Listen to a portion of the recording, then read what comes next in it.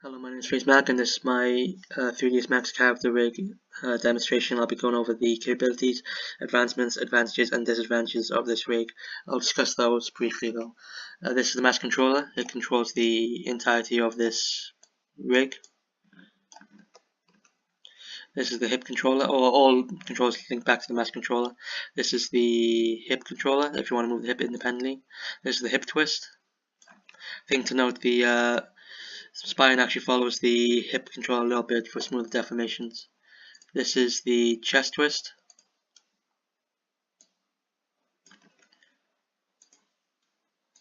Head and neck. This controls the spine, main body. This is the leg controller. It's arcade, so you can move the leg around for better accuracy and control. It also has foot attributes, so if you want to do rotations, it's much more accurate than rotating the controller. And it's also really good for things like walk cycles. There's also an elbow swivel, so it's much more easier to than cat bones is to like move the knee for like better rotations, and it's much more accurate and less finicky. The arms are FK. So you want to do hand motions. This is really good for hand motions. Thing to note, there are wall bones, so there are smoother deformations, even though it's very subtle, along the forearm and arm. And this elbow is locked so that you can only move it in one direction, or one rotation axis. So there's no inaccuracies or deformations.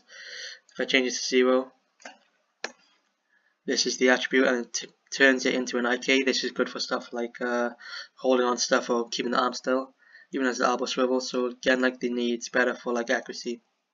And to make it easier on the animators, you can snap onto it, so it's much more accurate if you want to change from IK to FK, and it's less finicky, and it's really good for saves a lot of time, and it's a really good addition, and it pretty much advances the rig.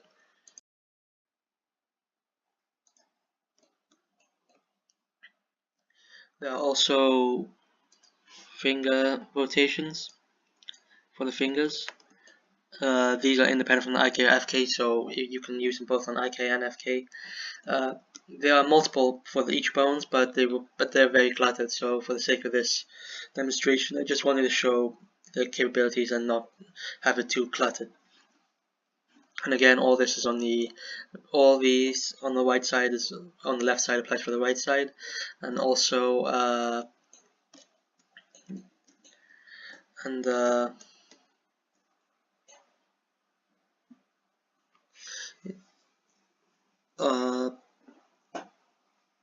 yeah, and everything is frozen in the transformation. So if you want to bring something back, you just simply treat transformations, and it'll all end up back into this T pose.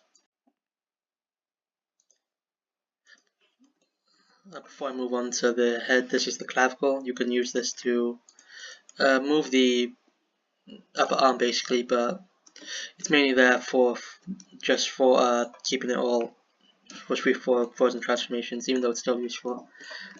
Move on to the head. The thing I want to show first is this with the eyes. As you can see, the eyelids follow, so that what that basically allows you, it gives you makes it easier for the animator to show expressions, since the eyelid follows, it gives better deformations, and so on and so forth. You can control the eye independently. Same here. Or you can control them both. You can also use this. This is the eyelids. It works for both upper and lower, so you can basically create blink.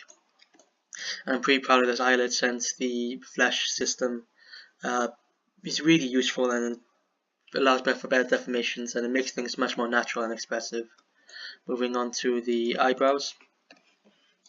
This controls the entirety of this eyebrow, but you can even do control different sections for more control of the expressions as well.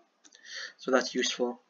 And you can use both, and same for the other eyebrow as well. So you can use both if you want to do a shock expression. I'll show. Or if you want to really exaggerate frowns, you can do that as well. This is the, as you can see, you can control. This is the mouth. You can control the lower mouth, lower jaw, and upper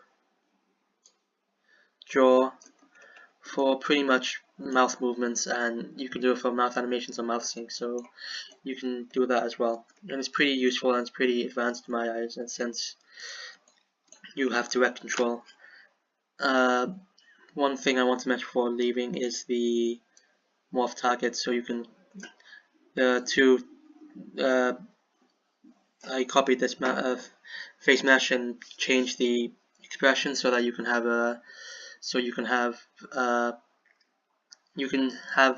varied expressions. So it's easy if you want to have like a smile, you just go into this head controller and apply it yourself, and it's really customizable and useful, and it gives the animators some easier way to show expressions basically.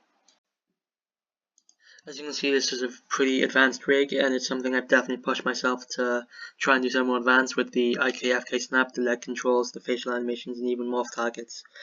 So those are sort of the advantages I found that is pretty advanced, and that it all deforms right. There are no, apart from the eyebrows where there's deformation problems with the eyebrows, it's pretty advanced. And also pretty customizable and easy to use for the animators. And the advantages are pretty much the advancements I made towards it, and also it's a very competent rig that gives animators a lot of customizable options and makes it easier for them to animate walk cycles, even arm stuff, and even facial animations for better expressions and stuff like that, and deformations. So this rig can be used to make natural and expression animations. Disadvantages are that some stuff is pretty subtle, so even like the wall bones are subtle. If you can't really push this rig too much, otherwise it won't deform correctly, and also there are issues with some deformations with the eyebrows. And it also feels a little bit rough. But apart from that, it's a very competent rig, and it's something I'm pretty proud of, and it's something I find pretty advanced.